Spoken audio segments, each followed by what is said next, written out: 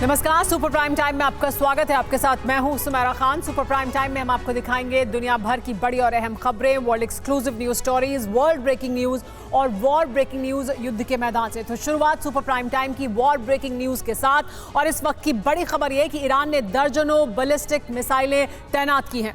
Tehran में ईरानी राष्ट्रपति की हाई लेवल मीटिंग हुई है। सैन्य अधिकारियों के साथ बैठक कर रहे हैं रईसी। इजराइल पर हमले का आदेश भी दे सकते हैं क्या रईसी? सीरिया में आईडीएफ के हमले के बाद भड़का हुआ है ईरान और उसके बाद हो रही है ये अहम बैठक। क्या बड़े फैसले लिए जाते हैं, इस पर सबकी नजरें लगी हुई हैं। लेकिन इस बीच इजराइल ने सीरिया की धरती पर जो कुछ किया है उससे ईरान इस वक्त बहुत गुस्से में है। ईरानी सेना आज रात ही इजराइल पर धावा बोल सकती है। रईसी बदले की आग में इसलिए जल रहे हैं क्योंकि दमिश्क में हमला कर इजरायली सेना ने ईरान के 5 बड़े कमांडर्स का खात्मा कर दिया। इसी के बाद अरब में महाप्रलय आने का खतरा बढ़ गया है। रईसी ने न सिर्फ इजराइल को बल्कि अमेरिका को भी मिटाने की हुंकार भर दी है। दर्जनों बैलिस्टिक मिसाइलों की तैनाती भी हो चुकी है। तो क्या आज रात इजराइल पर ईरान बहुत बड़ा आघात करने वाला है?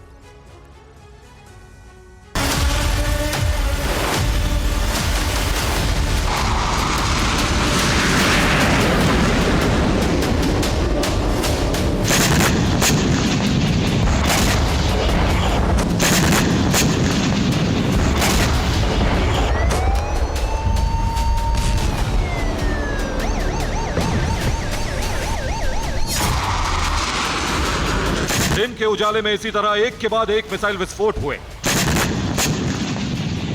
इन धमाकों से सीरिया की राजधानी दमिश्क पूरी तरह से दहल गई।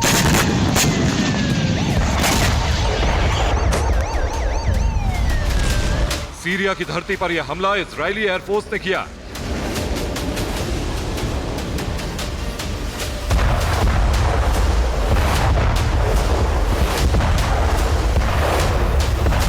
जिससे ईरान की राजधानी तेहरान में त्राहिमाम मच गया।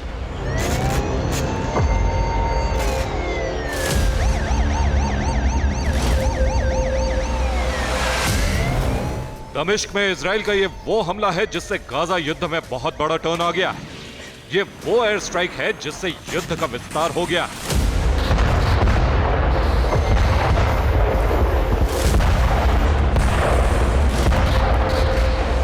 हमला इजराइल ने किया, हमला सीरिया में हुआ और ईरान में आक्रोश। इतना आक्रोश कि रईसी ने मिशन अल अक्सा शुरू करने का ऐलान कर दिया है।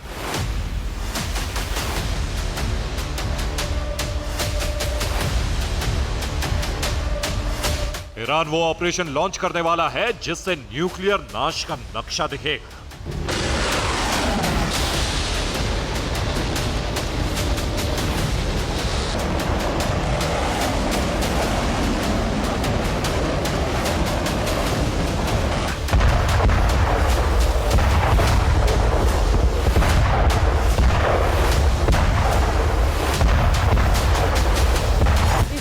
हमले के बाद ईरान इतना भड़क गया है कि वो अब अमेरिका से बदला लेने की फिराक में है। ईरान ने बदला लेने का ऐलान कर दिया है और इसी ऐलान के साथ अरब में परमाणु तूफान आ सकता है।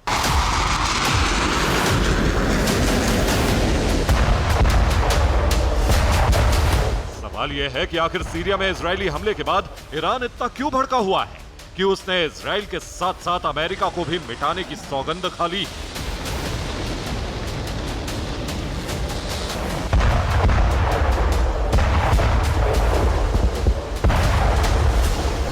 दरअसल सीरिया के दमिश्क में इजराइल ने जो हमला किया है उसमें ईरानी सेना के 5 टॉप कमांडरों की मौत हो गई। दमिश्क की जिस इमारत पर मिसाइलें आकर गिरी वहां पर ईरान के सैन्य अफसरों के टॉप कमांडर्स की हाई लेवल मीटिंग चल रही थी। ईरानी कमांडर्स की मीटिंग शुरू हुए कुछ ही वक्त हुआ था कि आसमान से इमारतों पर इजरायली मिसाइलों की बरसात शुरू हो गई। इजराइल के हमले के बाद दमिश्क में जो मंजर दिखा वो आपके सामने। धमाके के कुछ ही देर बाद खबर आई कि हमले में ईरानी सेना के 5 टॉप कमांडर्स खत्म हो गए। इनमें सीरिया में ईरान के इंटेलिजेंस चीफ भी शामिल। जनरल हज सादेक, सीरिया में ईरान के इंटेलिजेंस चीफ। अली आगा ज़ादे, ईरानी कमांडर। हुसैन मोहम्मदी ईरानी कमांडर, ईद करीमी ईरानी कमांडर और मोहम्मद अमीन समादी ईरानी कमांडर। ईरान के ये वही सैन्य और इंटेलिजेंस अधिकारी हैं जो इजराइल के हमले में खत्म हो गए।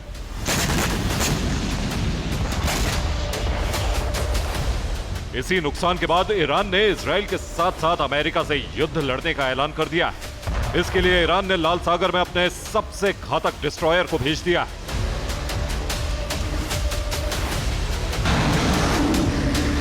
इस डिस्ट्रॉयर का नाम है अल-बोर्स।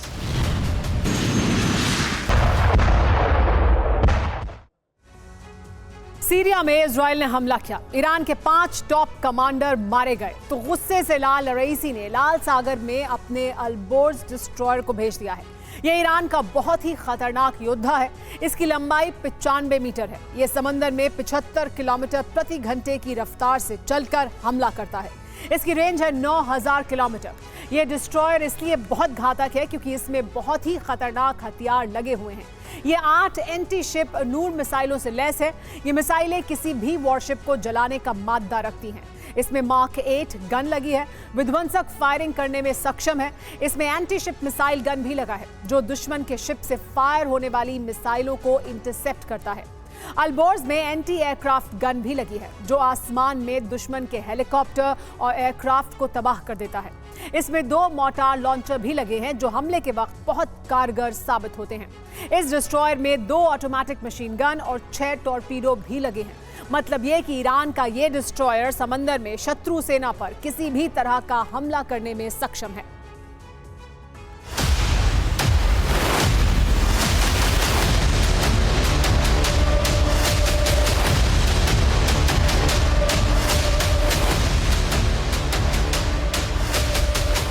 ईरान ने इजराइल और अमेरिका पर विध्वंसक प्रहार करने के लिए सिर्फ डिस्ट्रॉयर ही नहीं भेजा, बल्कि ईरानी सेना हमले की प्रैक्टिस भी कर रही है।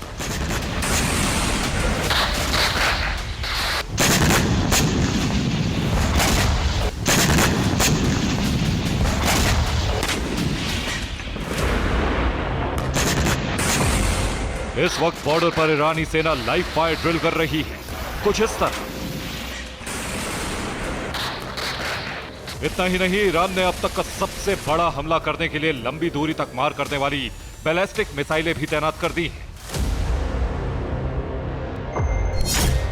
इजरायली इंटेलिजेंस एजेंसियों को मिली सीक्रेट जानकारी के मुताबिक सीरिया में इजरायली हमले से भड़के ईरान ने जगरोज की पहाड़ियों पर बैलिस्टिक मिसाइलों की तैनाती कर दी है। ये सभी मिसाइलें लंबी दूरी तक मार करने वाली हैं। इनके टारगेट पर इजराइल और अमेरिका है। हमले की शुरुआत किसी भी वक्त हो सकती है।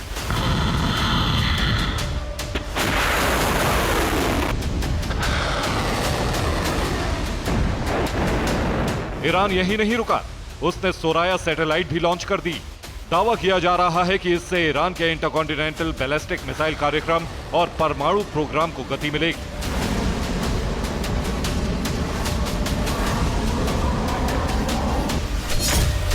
लाल सागर में डिस्ट्रॉयर को भेजना, बैलिस्टिक मिसाइलों की तैनाती, विध्वंसक युद्धाभ्यास की शुरुआत, अंतरिक्ष में सैटेलाइट लॉन्च करना, 24 घंटे के अंदर ईरान के ये वो कदम हैं जो इस बात का संदेश दे रहे हैं कि ईरान अब अमेरिका इजराइल से आर पार की बारूदी लड़ाई लड़ने के लिए तैयार है। सैन्य तैयारी पूरा करने के बाद ईरान ने घोषणा कर दी है कि अब उसे हमले से कोई नहीं रोक पाएगा। ईरानी सरकार ने बयान जारी कर कहा है कि वो इजराइल पर बड़े हमले को अंजाम देगा और अगर अमेरिका बीच में आया तो वो उससे जंग के लिए तैयार है।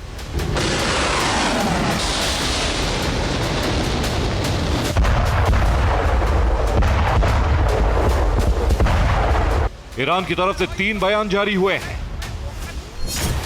ईरान के राष्ट्रपति इब्राहिम रईसी ने कहा है कि ईरान इजराइल को ऐसा दंड देगा जिसे वो कभी भूल नहीं पाएगा।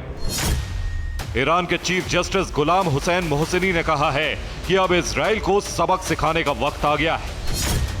ईरानी संसद के स्पीकर मोहम्मद बागेर ने कहा है कि ईरान को जवाबी कार्रवाई करने का पूरा अधिकार है। ईरान के आक्रामक तेवर इस बात का ऐलान कर रहे हैं कि वो किसी भी वक्त इजराइल और अमेरिका पर विध्वंसक हमला शुरू कर सकता है। अगर ऐसा हुआ तो अरब नाश का एटमी चरण शुरू हो जाएगा।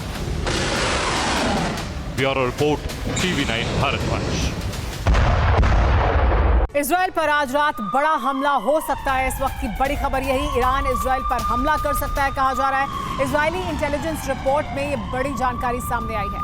इजरायली डिफेंस फोर्स ने एयर डिफेंस सिस्टम को हाई अलर्ट पर रखा है, क्योंकि ऐसी आशंका जाहिर की जा रही है कि ईरान बड़ा हमला कर सकता है इजराइल पर, और यह आज रात ही हो सकता है।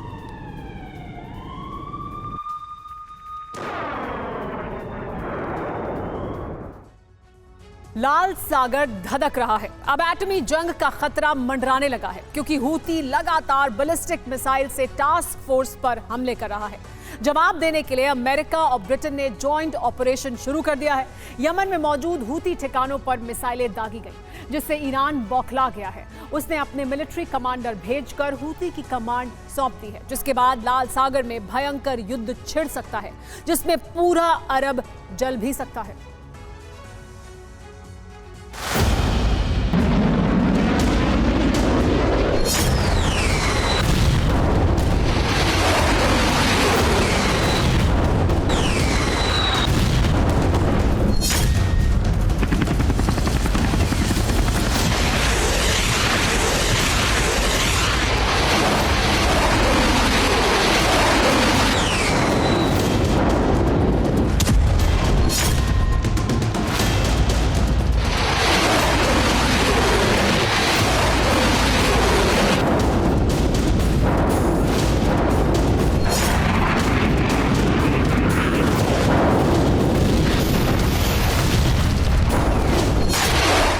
सागर में बारूद बरस रहा है। समंदर की लहरों पर विनाश सवार हो चुका है।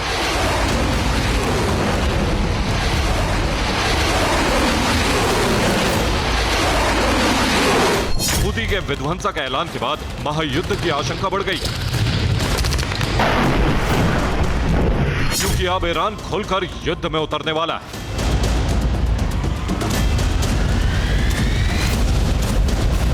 अमेरिका ने तैयारी कर ली। अब चाहे कुछ हो जाए, लाल सागर से हूती का खात्मा करके ही रहेगा।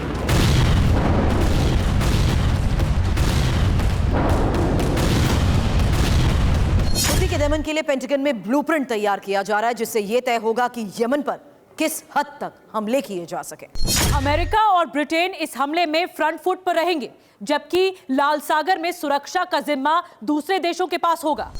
दरअसल ये हालात ईरान के एक ऐलान के बाद हुए हैं, जिसमें कहा गया है हूती की मदद के लिए हम कुछ मिलिट्री कमांडर यमन भेज रहे हैं, जो इंटेलिजेंस इनपुट भी देंगे और बताएंगे कि कैसे पश्चिमी देशों के हमले को रोका जाए। IRGC के कमांडर यमन में मोर्चा संभालने वाले, या यूं कहें कि यमन की कमान अब वही कमांडर संभालेंगे।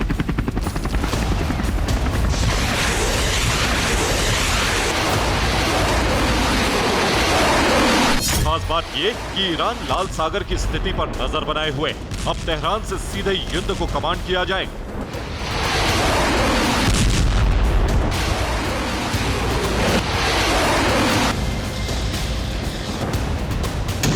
रॉयटर्स से मिली जानकारी के मुताबिक एक तरफ ईरानी कमांडर हूती के बेस पर पहुंचकर स्थिति को संभालेंगे, वहीं हिजबुल्लाह ने भी अपने लड़ाके यमन भेजने का फैसला कर लिया।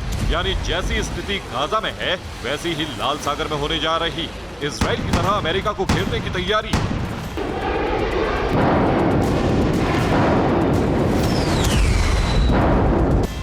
इसके लिए हूती की तैयारी का स्तर देख लीजिए। भारी तादाद में हूती ने नेवल वेपन्स यमन पोर्ट पर भेज दिए।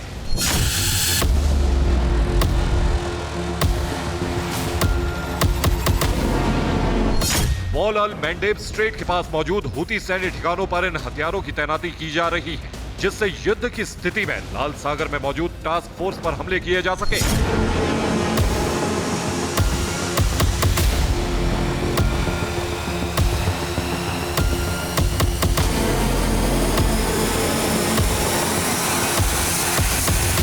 इस दौरान वहां से गुजरने वाले कार्गो शिप को भी तहस नहस किया जा सके। जो हथियार भेजे हैं उनमें बैलिस्टिक मिसाइल, एयर ड्रोन, सी ड्रोन, सी माइन्स और कॉम्बैट बोट शामिल है। यानी हूती तैयार है। अगर पश्चिमी देशों ने हमले किए तो हालात काफी बिगड़ सकते हैं।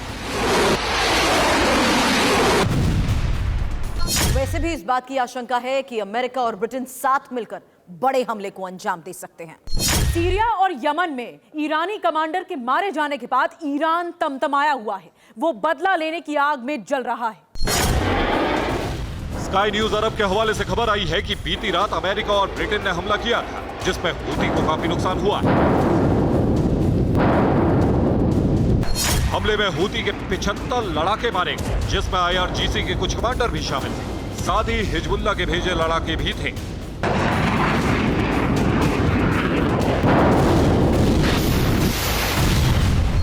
यूएस सेंट्रल कमांड फोर्स ने इस दौरान हूती की एक एंटी शिप मिसाइल को इंटरसेप्ट करके तबाह कर दिया। 20 जनवरी की रात करीब 2 से 3 बजे के बीच यह हमला हुआ।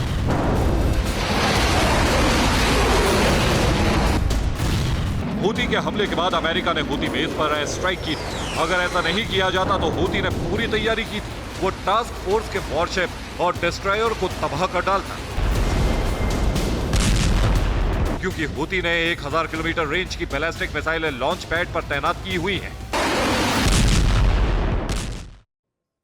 हूती ने भी नेवल वेपन लाल सागर के पास अपने ठिकानों पर लगा दिए हैं। कई मिसाइलें लॉन्चिंग पैड पर हैं, जिसमें anti ship cruise missile Syed को लगाया गया है, जिसकी रेंज 800 किलोमीटर है। इसके अलावा Quds Z anti ship missile भी हमले को तैयार है। इसकी रेंज भी 800 किलोमीटर है। तंकील एंटी शिप बैलिस्टिक मिसाइल है, इसकी रेंज 500 किलोमीटर है। इसके अलावा 450 किलोमीटर की रेंज वाली anti ship ballistic missile Asef भी तैनात है, जबकि Al Mandeb 2 anti ship cruise missile जो 300 किलोमीटर तक हमले कर सकती है वो भी तैनात है। Anti ship cruise missile Sejal की रेंज 180 किलोमीटर है। वहीं फलक एंटी शिप बैलिस्टिक मिसाइल जिसकी रेंज 140 किलोमीटर है। इसके अलावा रुबेज 80 किलोमीटर वाली एंटी शिप क्रूज मिसाइल, अल मंडेब 1 एंटी शिप मिसाइल से 40 किलोमीटर तक लाल सागर में हूती हमले करता रहा है।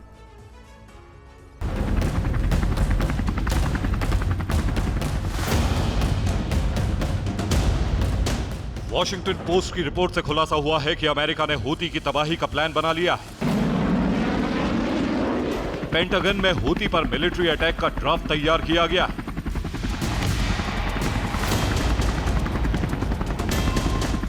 बताया जा रहा है कि उसी ब्लूप्रिंट के तहत ही हूती ठिकानों पर बीती रात हमले किए गए, जिससे हूती बिलबिला उठा।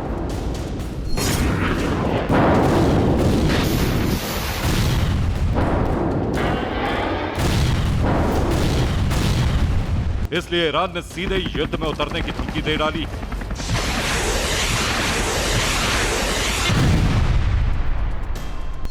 उधर अमेरिका की तरफ से कहा गया है यूएस सेंट्रल कमांड फोर्स की एयर स्ट्राइक हूती ठिकानों पर, जहां से लाल सागर और अदन की खाड़ी से गुजर रहे कारोबारी जहाजों को निशाना बनाया जा रहा था। यह आत्मरक्षा के लिए उठाया हुआ कदम था।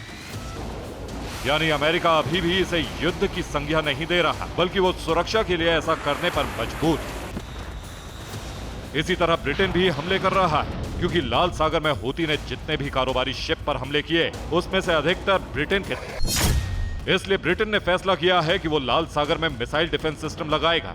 इसके लिए 514 मिलियन खर्च करेगा, जिससे रॉयल नेवी हूती के ड्रोन और मिसाइल को हवा में ही मार गिराए। इसके लिए सी वाइपर एयर डिफेंस सिस्टम को भी अपग्रेड किया जा रहा है। नए सिस्टम के वॉरहेड को अपग्रेड करके उस पर लंबी दूरी की बैलिस्टिक मिसाइल लगाई जा रही है, जिन्हें बहुत जल्द लाल सागर में तैनात कर दिया जाएगा। उधर ईरान ने अपने वॉरशिप पहले ही लाल सागर भेजकर अपने इरादे जाहिर कर दिए, जबकि IRGC ने हूती बेस पर कमांड अपने हाथ में ली है।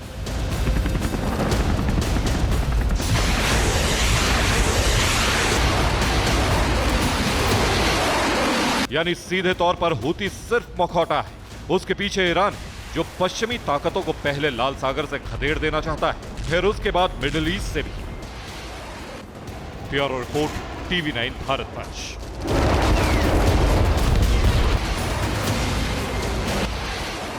आज रात इराक में हमला कर सकता है अमेरिका, इस्लामिक रेजिस्टेंस पर हमला कर सकता है यूएस। भूमध्य सागर में अमेरिकी नेवी की तैनाती बढ़ी है। अमेरिका ने इराक के पास भेजा है अपना एयरक्राफ्ट कैरियर भी। अमेरिकी बेस पर हमले से गुस्से में है बाइडेन और बदला लिया जा सकता है अमेरिका द्वारा भी। आज रात इराक में हमला कर सकता है अमेरिका, ऐसी आशंका जाहिर की जा रही है। इस्लामिक रेजिस्टेंस पर यह हमला हो सकता है क्योंकि इस्लामिक रेजिस्टेंस फोर्सेस ने अमेरिकी बेस पर हमला किया था। एक वक्त था जब मिडिल ईस्ट में सुपर पावर अमेरिका के नाम की धमक थी। खाड़ी का हर मुल्क अमेरिकी फौज, उसके हथियार और उसके प्रचंड प्रहार से थर थर कांपते थे। मगर आज की तारीख में वही अमेरिका खाड़ी में 3 फ्रंट से घिर चुका है। इराक और सीरिया में मौजूद उसके सैन्य अड्डों को निशाना बनाया जा रहा है। मिसाइल रॉकेट के जरिए आसमानी प्रहार किया जा रहा है। और जानते हैं इस हमले को अंजाम देने के पीछे किसका हाथ है? अमेरिका के कट्टर दुश्मन ईरान का। आखिर क्यों? देखिए इस रिपोर्ट में।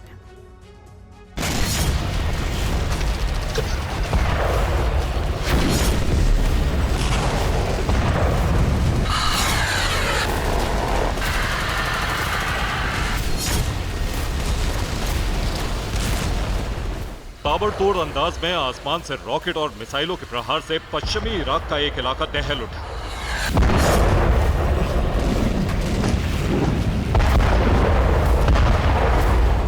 प्रचंड अटैक के चलते आग का गुब्बार और बारूद से सना धुआं आसमान में उठने लगा।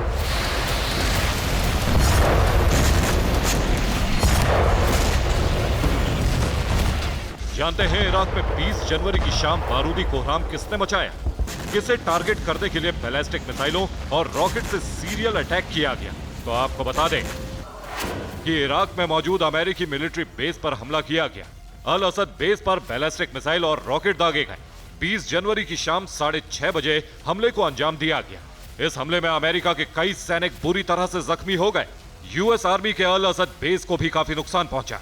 इस्लामिक रेजिस्टेंस ने यूएस बेस पर हमले की जिम्मेदारी ली।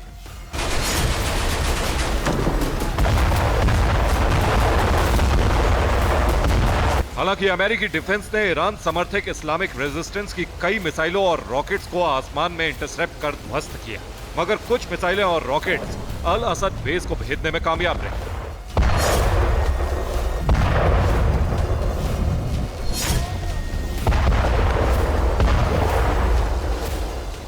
हैरानी इस बात की है कि इससे पहले भी ईरान समर्थित संगठन इस्लामिक रेजिस्टेंस इराक में हमले कर चुका है। कई अमेरिकी सैन्य अड्डों और एयरबेस को निशाना बना चुका है।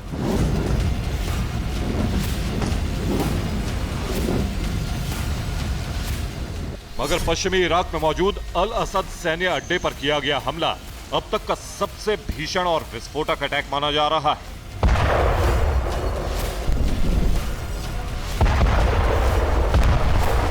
दरअसल जब से इजराइल और हमास के बीच गाजा में जंग शुरू हुई, तभी से अरब में मौजूद ईरानी प्रॉक्सी अमेरिका के खिलाफ आक्रामक हो चुके हैं। लगातार अमेरिकी सैन्य अड्डों को निशाना बनाया जा रहा है, चाहे वो इराक में मौजूद हो या फिर सीरिया में।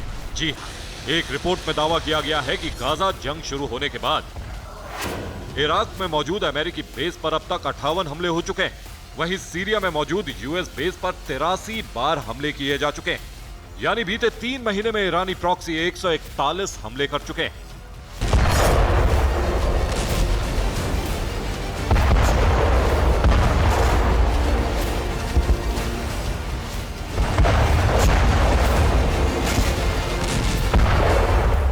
अब सवाल यह है कि गाजा जंग शुरू होने के साथ ही ईरानी प्रॉक्सी अमेरिका को निशाना क्यों बना रहे हैं? क्यों ईरान से लेकर सीरिया तक यूएस मिलिट्री बेस को निशाना बनाया जा रहा है?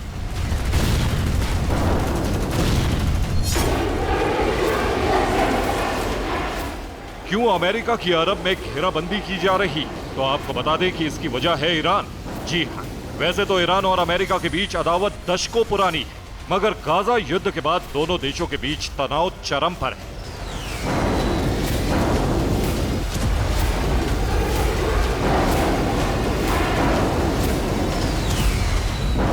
दावा तो यहां तक किया जा रहा है कि किसी भी वक्त खाड़ी में ईरान और अमेरिका के बीच आर पार की जंग हो सकती है।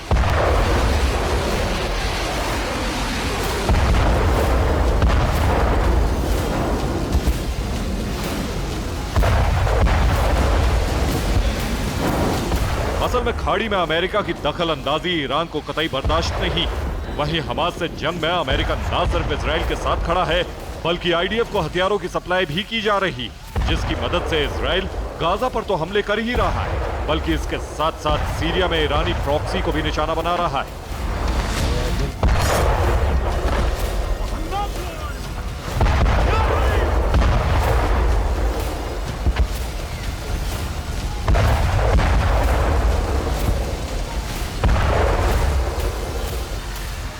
ताबड़तोड़ एयर स्ट्राइक कर रहा है और चंद रोज पहले ही सीरिया में एक एयर स्ट्राइक हुई। जी हां, ईरानी मीडिया IRNA के मुताबिक सीरिया की राजधानी दमिश्क में IDF ने स्ट्राइक की। इस एयर स्ट्राइक में करीब 5 लोगों की मौत हुई।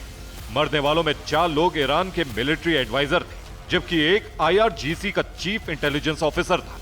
ईरान का आरोप है कि इजराइल ने साजिशन सीरिया की राजधानी दमिश्क में मौजूद इमारत पर स्ट्राइक की और ईरानी सेना से जुड़े लोगों को मौत के घाट उतारा। बस फिर क्या, इसी हमले का इंतकाम लेने के लिए ईरान ने इराक में मौजूद अमेरिका के अल असद सैन्य अड्डों पर बैलिस्टिक मिसाइलों और रॉकेट से हमला करवाया, वो भी इस्लामिक रेजिस्टेंस के जरिए।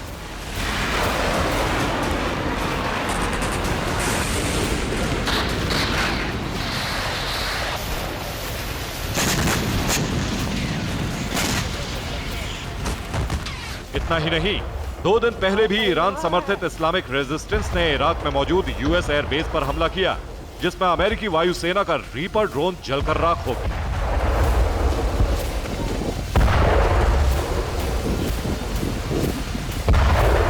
मतलब यह है कि गाजा में जंग में अमेरिका की दखलंदाजी अब उसी को भारी पड़ती नजर आ रही है।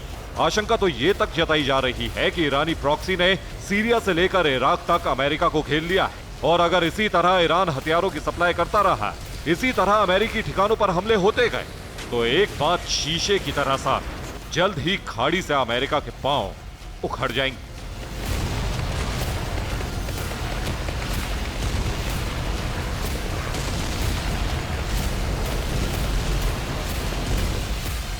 वही आशंका यह भी बढ़ चुकी है कि अमेरिका 3 फ्रंट पर एक साथ घिर चुका है। पहला फ्रंट ईरान है, दूसरा फ्रंट यमन है, जहां हूती लड़ाके अमेरिकी नौसेना पर बारूद बरसा रहे हैं,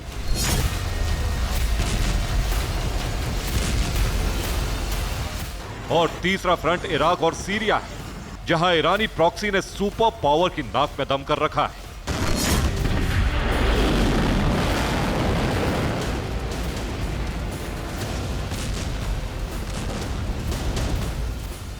ऐसे में सवाल उठता है कि अब सुपर पावर अमेरिका क्या करेगा? आखिर बाइडेन अपनी सेना को क्या ऑर्डर देंगे? क्या मिडिल ईस्ट में अपना दबदबा बनाने के लिए अमेरिका जंग का ऐलान करेगा, या फिर ईरान अपने सहयोगी संगठनों की मदद से अमेरिका का खाड़ी से पैकअप करा देगा? अंत में जो भी हो, लेकिन अगर अमेरिका जंग में कूदा, अगर उसने ईरान समेत तमाम संगठनों पर हमला शुरू किया, तो यकीन मानिए अरब से तीसरे विश्व युद्ध का काउंटडाउन शुरू हो जाएगा। Bureau report, TV9 Bharatvarsh.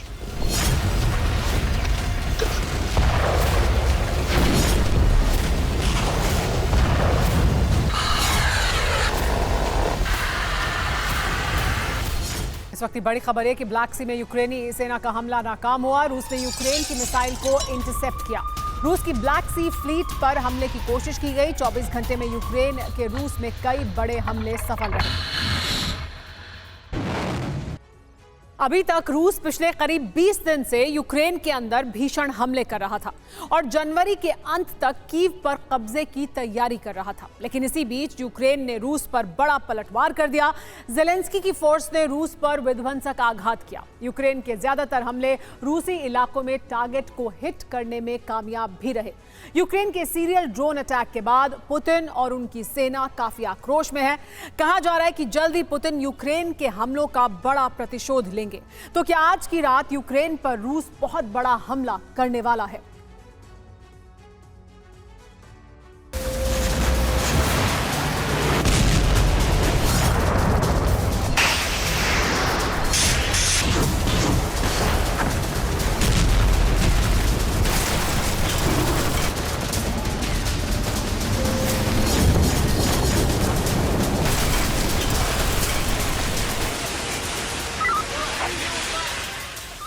Super power रूस की धरती यूक्रेन के बारूदी विस्फोट से दहल उठी।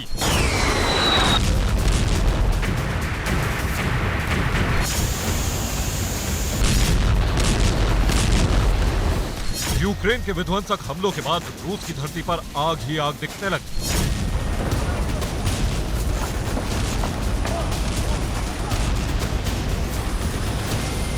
पुतिन की जमीन पर यूक्रेन का यह अब तक का सबसे बड़ा बारूदी पलटवार बताया जा रहा है।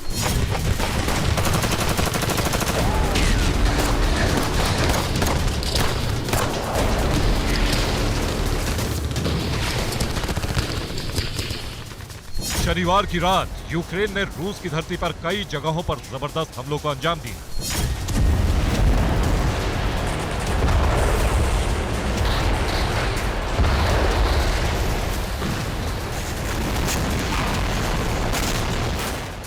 यूक्रेन के बारूद से दहल चुकी रूस की इन जगहों में रूस की राजधानी मॉस्को भी है, जहां यूक्रेन के हमलों में एक इमारत जलकर राख हो गई।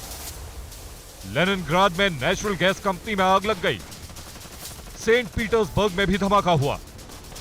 कुर्स्क में बड़ा ड्रोन अटैक हुआ।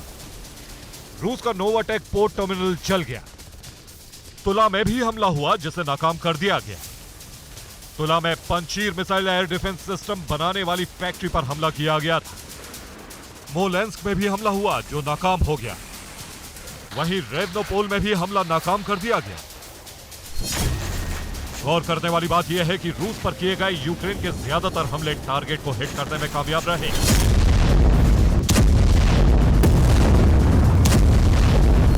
यूक्रेन के हमलों में रूस को काफी नुकसान भी उठाना पड़ा है।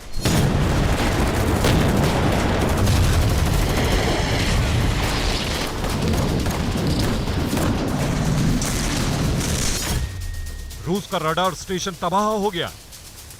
रूस के 2 सर्विलांस कॉम्प्लेक्स जल गए। वहीं 3 कम्युनिकेशन सेंटर भी बर्बाद हो गए।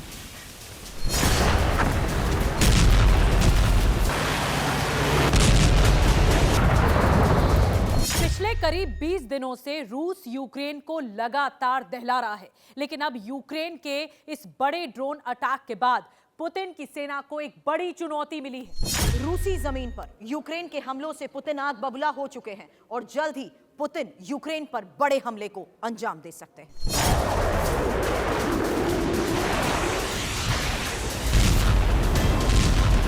रूसी धरती पर यूक्रेन के भीषण ड्रोन अटैक के जवाब में रूस ने अपने आगामी हमलों का ट्रेलर भी तुरंत दिखाया।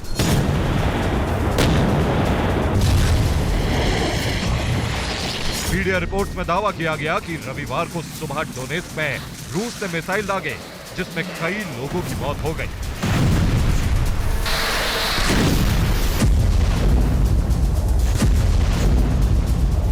हालांकि रूसी सेना की तरफ से इस बारे में कोई पुष्टि नहीं की गई।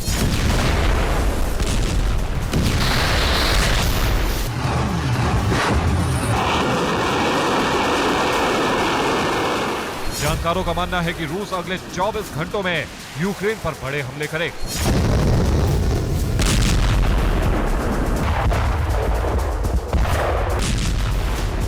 दरअसल रूस के बड़े शहर सेंट पीटर्सबर्ग से महज 165 किलोमीटर दक्षिण पश्चिम में रूस की दूसरी सबसे बड़ी प्राकृतिक गैस उत्पादक कंपनी नोवाटेक द्वारा संचालित साइट पर विस्फोट होने के बाद रूसी सेना बौखला गई है। दावा किया गया है कि रूसी शहर सेंट पीटर्सबर्ग को टारगेट बनाकर ड्रोन हमले किए गए। ड्रोन से उस लागू बंदरगाह पर भी बमबारी की। रूस ने यूक्रेन पर ड्रोन अटैक का आरोप लगाया, लेकिन इस बारे में यूक्रेन की तरफ से कोई बयान नहीं आया।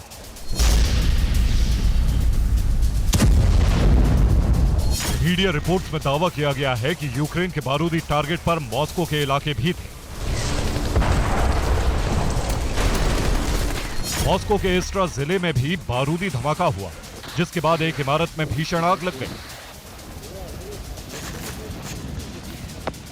यूक्रेन की सीमा से लगभग 900 किलोमीटर दूर रूस के लेनिनग्राद इलाके में भी हमले का दावा किया गया।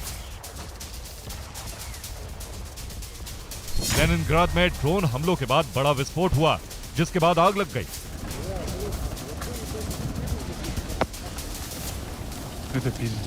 युद्ध के जानकारों का मानना है कि पुतिन को इस तरह के रूसी धरती पर यूक्रेन के सीरियल ड्रोन धमाके की उम्मीद नहीं रही होगी। पुतिन जनवरी के आखिर तक कीव पर कब्जा करना चाहते हैं, लेकिन उससे पहले ही रूस की जमीन पर यूक्रेन ने बड़े हमले को अंजाम दे दिया।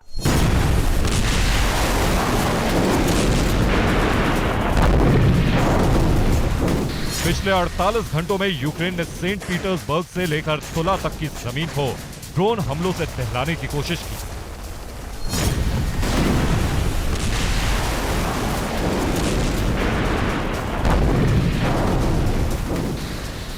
कहा जा रहा है कि यूक्रेन ने ड्रोन हमले करके टोला क्षेत्र में रूस की Panjshir missile air defence system बनाने वाली फैक्ट्री में भी विस्फोट किया। मीडिया रिपोर्ट्स के मुताबिक यूक्रेन ने रूसी इलाकों में हमलों के दौरान कामिकाज़े ड्रोन का बड़ी संख्या में इस्तेमाल किया। यूक्रेन के पास दूसरे हथियारों की भले ही भारी कमी हो गई, लेकिन यूक्रेन के पास ड्रोन का जखीरा बड़ी संख्या में मौजूद है।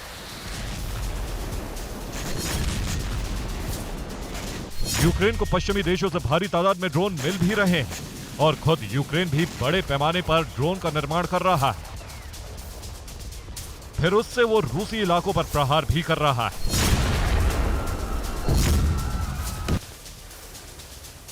इसी बीच यूक्रेन ने रूस की कई तोपों, बख्तरबंद गाड़ियों और हथियार डिपो को भी निशाना बनाया और उन्हें तबाह कर दिया।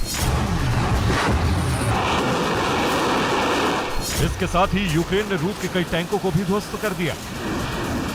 रूसी धरती को दहलाते हुए यूक्रेन ने रूस के पोर्टेबल रडार सिस्टम को भी तबाह कर दिया और यूक्रेन के कामिकाज़े ड्रोन ने रूस के इलेक्ट्रॉनिक संचार परिसर को भी नष्ट कर दिया। उधर अवदिव्का में भीषण जंग छिड़ी हुई। हालांकि अभी तक अवदिव्का में रूसी सेना बढ़त बनाए हुए और वो इस इलाके को अपने नियंत्रण में लेने का खाका भी बना चुकी। लेकिन यूक्रेन के पलटवार से रूस की मुहिम को तगड़ा झटका लगा है।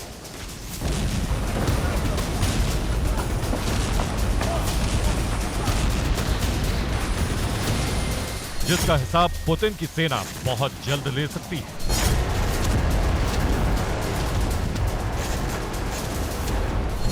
Bureau report, TV9 Bharatvarsh. युद्ध के मैदान से इस वक्त की बड़ी खबर यह कि यूक्रेन में रूसी सेना का विध्वंसक बदला शुरू। कीव समेत यूक्रेन के 11 शहरों में भीषण हमला हो रहा है। ब्लैक सी से क्रूज मिसाइलें दाग रही है रूसी नेवी। यूक्रेन का दावा कि रूस ने किंजल से भी हमला किया। रूस में यूक्रेन के हमले के बाद रूसी सेना का ये बदलाव देखने को मिला।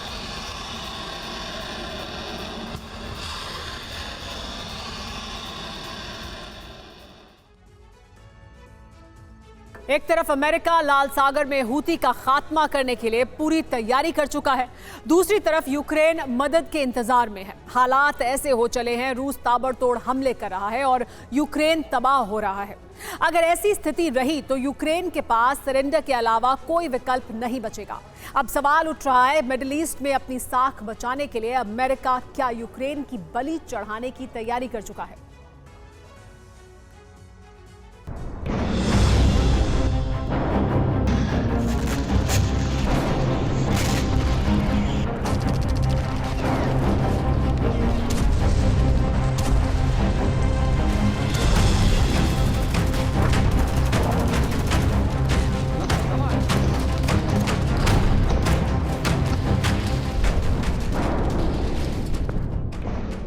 एक दिन पहले यूक्रेन ने रूस के शहरों को ड्रोन अटैक करके दहलाया था।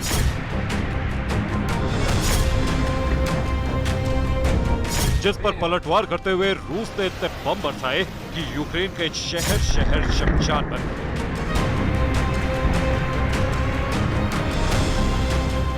रूस की एयर स्ट्राइक से यूक्रेन में इतनी तबाही हुई है कि वो दोबारा हमले की हिम्मत नहीं दिखा सकता।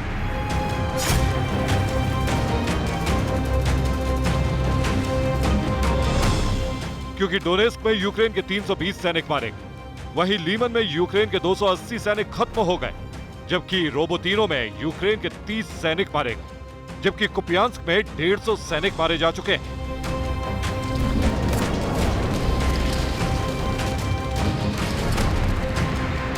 ये हमले के शुरुआती आंकड़े, बताया जा रहा है तबाही कहीं ज्यादा हुई। नुकसान इतना अधिक है कि ज़ेलेंस्की को युद्ध लड़ने के बारे में सोचना पड़ रहा है।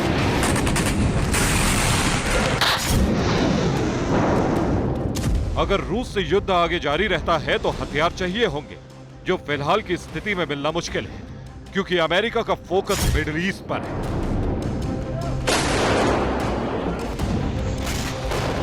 इसी मौके को भांपते हुए पुतिन ने हमले का अलार्म बजा दिया है।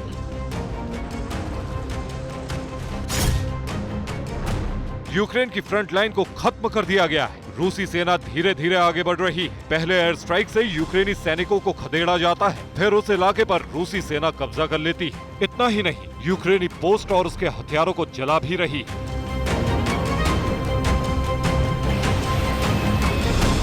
नए साल में रूसी सेना पिछले साल से 60 किलोमीटर आगे बढ़ चुकी है। इन 20 दिनों में रूस ने यूक्रेन के कई इलाकों को तहस नहस कर दिया है।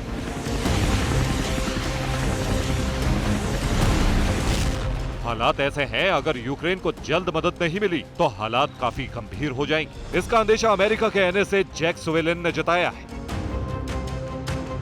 अगर यूक्रेन को जल्द ही हथियारों की सप्लाई नहीं हुई तो वो कुछ ही हफ्तों में सरेंडर को मजबूर हो जाएगा।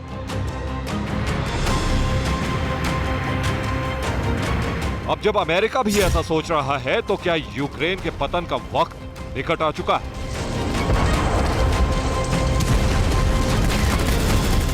क्या यूक्रेन को नाटो अकेला छोड़ देगा? ऐसा हुआ तो यूक्रेन का अस्तित्व ही खत्म हो सकता है, जिसे बचाने के लिए या तो वो सरेंडर करे या फिर सर्वनाश को तैयार रहे।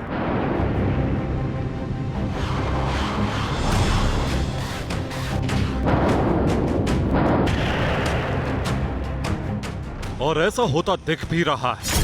अब इस तस्वीर को देखिए, इसमें 500 से ज्यादा टैंक रूस ने फ्रंट लाइन पर लगा दिए, जो धीरे धीरे आगे बढ़ रहे हैं। इसीलिए अमेरिका के इंटेलिजेंस चीफ एवरिल हिंस ने भी आशंका जताई है। यूक्रेन नाटो की प्रॉक्सी वॉर रूस से हार जाएगा, ऐसा कुछ हफ्तों में हो सकता है। जल्द, ज्यादा से ज्यादा 1 महीना, अगर उसे जल्दी मदद नहीं मिली तो। हालांकि अमेरिका की तरफ से यूक्रेन को मदद देने की कोशिश की जा रही है। बाइडेन ने कांग्रेस से यूक्रेन के लिए $60 बिलियन की मदद मांगी थी, जिसे कांग्रेस ने मंजूर नहीं किया।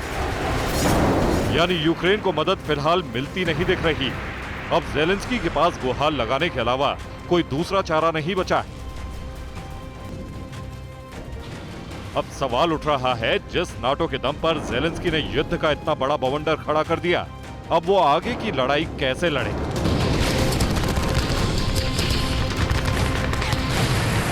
क्योंकि यूक्रेन के पास ना तो हथियार बचे हैं और ज़ेलेंस्की के पास इतना हौसला भी नहीं है कि वो अपने सैनिकों को युद्ध के मैदान में डटे रहने के लिए कह सके।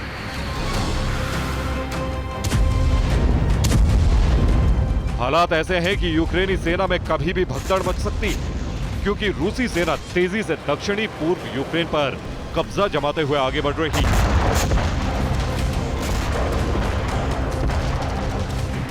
साफ है कि ज़ेलेंस्की के पास कुछ ही वक्त बचा है, जिसमें उसे तय करना है कि सरेंडर करके रूस की गुलामी स्वीकार करे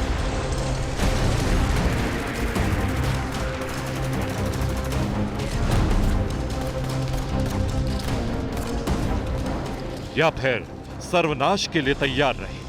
ब्यूरो रिपोर्ट, TV9 भारतवर्ष। 10 दिन बाद यानी 31 जुलाई से पहले पूरे गाजा का दहन हो जाएगा। हमास के सैकड़ों लड़ाकों का संहार हो जाएगा और मुमकिन ये भी है कि 10 दिन बाद गाजा पर इजरायली झंडा लहराएगा। जी हां, एक अमेरिकी रिपोर्ट में दावा किया गया है कि हमास के 1/4 से ज्यादा लड़ाके मारे जा चुके हैं और बाकी बचे अगले 10 दिन में मौत के घाट उतार दिए जाएंगे। आखिर कैसे नेतन्याहू का इंतकाम गाजा को बना देगा कब्रिस्तान? देखिए इस रिपोर्ट में।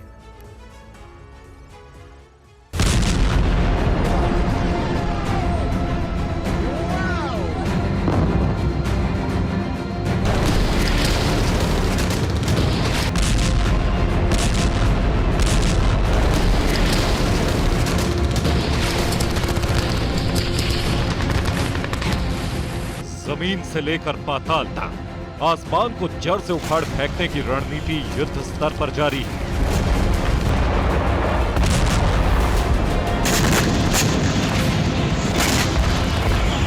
उत्तर गाजा से लेकर दक्षिण गाजा तक बारूदी कोहराम जारी है।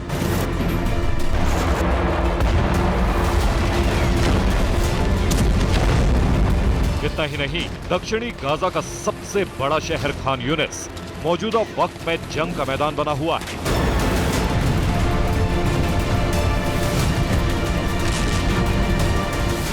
बेहद ही प्रचंड अंदाज में आईडीएफ खान यूनिस पर गोला बारूद बरसा रही है, खान यूनिस के कोने कोने को दहला रही है और शायद आईडीएफ के इसी एक्शन का नतीजा है कि बीते 24 घंटों में गाजा हमास की पनाहगाह नहीं बल्कि कब्रगाह बन चुका है।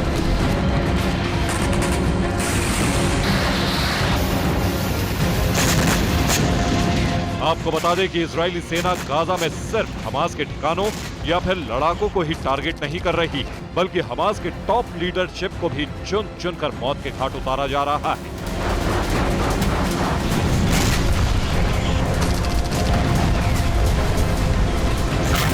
और जानते हैं, एक अमेरिकी रिपोर्ट में खुलासा हुआ है कि हमास गुट के करीब 30% लड़ाके मारे जा चुके हैं। अगले 10 दिनों में हमास पूरी तरह कमजोर हो जाएगा। 31 जनवरी तक गाजा पूरी तरह बारूद से पट जाएगा।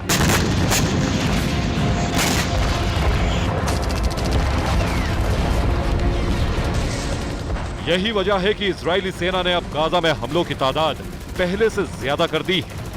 वहीं गाजा में एयर स्ट्राइक के साथ साथ विनाशक बमों और विस्फोटक हथियारों से आर पार की भी जंग जारी है। और खासकर आईडीएफ के टारगेट पर हमास की सुरंग और उससे जुड़ी इमारतें, ताकि गाजा पर हमले में आम लोगों के बजाय हमास के लड़ाकों की मौत हो, गाजा में हमास का सफाया हो। आपको बता दें कि बीते 24 घंटों में गाजा के भीतर आईडीएफ ने 17 से ज्यादा विध्वंसक हमले किए,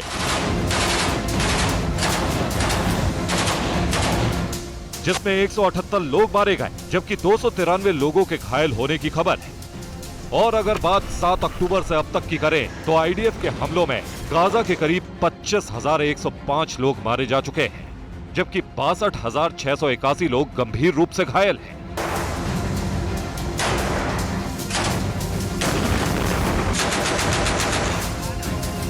नेतन्याहू का खूनी इंतकाम और गाजा से वेस्ट बैंक तक आईडीएफ के बारूदी कोहराम को देख हमास के टॉप कमांडर और लीडर्स के होश फाख्ता हो चुके हैं।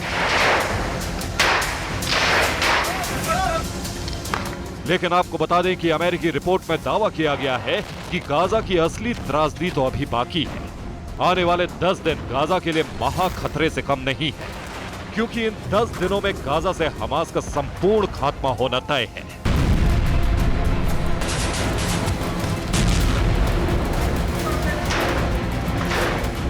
और इसकी वजह है इजराइल का नेक्स्ट वॉर प्लान, जो पहले से ज्यादा भीषण और विनाशकारी है। Bureau report, TV9 Bharatvarsh.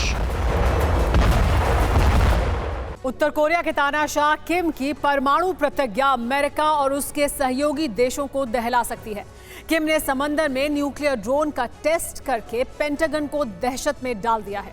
वहीं अमेरिका को जब से पुतिन के उत्तर कोरिया के दौरे पर जाने की भनक लगी है, बाइडेन भी बेहद तनाव में है।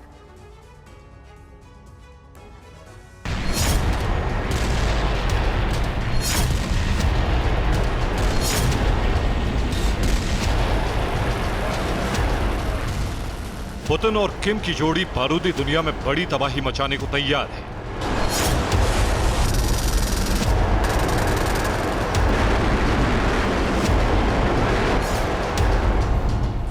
रूस के राष्ट्रपति पुतिन और उत्तर कोरिया के तानाशाह किम जोंग के बीच जल्द ही बैठक होने वाली है। उत्तर कोरिया के सरकारी मीडिया KCNA की रिपोर्ट के हवाले से बताया जा रहा है कि उत्तर कोरिया ने पुतिन के दौरे की इस खबर पर मोहर भी लगा दी है।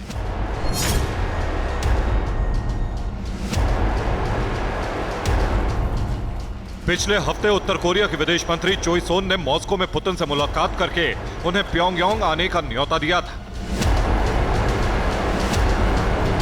सवाल है कि क्या पुतिन और किम की मीटिंग के बाद दुनिया में एटमी बवंडर आने वाला है?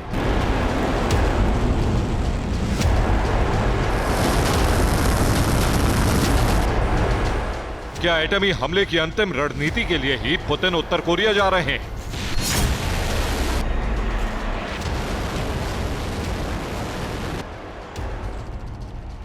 उधर एक रिपोर्ट से खुलासा हुआ है कि किम जोंग परमाणु प्रहार करने के लिए पूरी तरह से तैयार है।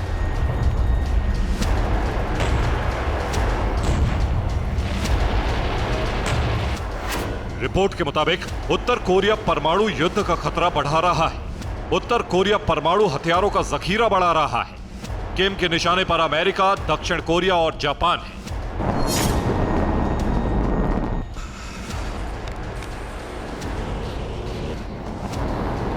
किम के संभावित परमाणु प्रहार को लेकर जिन खबरों को आधार बनाया जा रहा है, उनमें सबसे चौंकाने वाली खबर यह है कि उत्तर कोरिया ने अमेरिका से तनाव के बीच अंडर वाटर न्यूक्लियर ड्रोन का परीक्षण किया है।